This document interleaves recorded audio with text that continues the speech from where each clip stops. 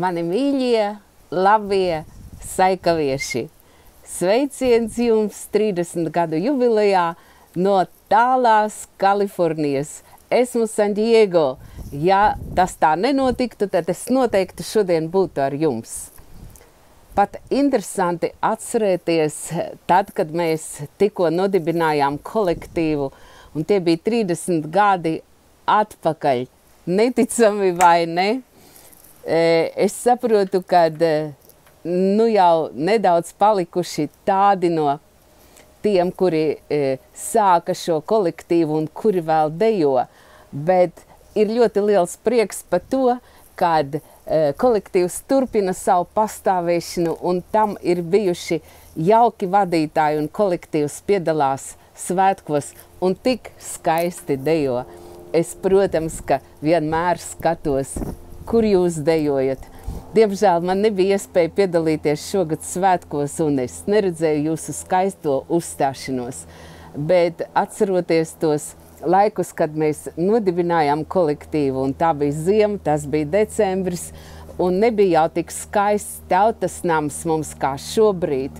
Toreiz bija gan augsts klubs, bet sākums jau bija pašā augstā kantorī. Ja kāds atcerās vēl to veco ēku, kas ir ceļa malā Aiviekstes upes krastā, kur bija kantoris un kur bija kādreiz ēdnīca.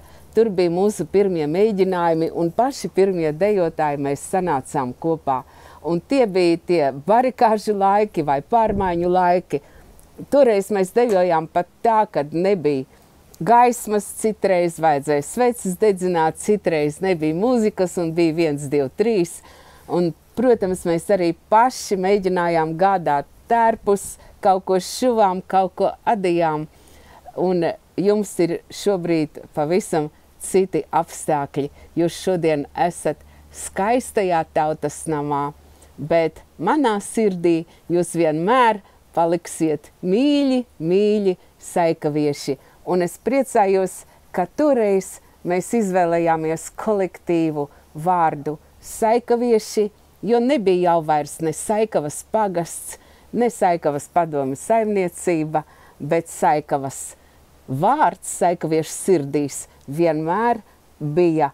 Un šobrīd saikaviešu deju kolektīvam ir tas gods Saikavas vārdu nest visā Latvijā un paturēt to godam. Sveicu jūs svētkos un mīļi apskauju gan kolektīvu vadītājus, gan dejotājus, gan viesus, kas šodien sanākuši, gan arī visus praulēniešus. Lai dzīvo saikavieši!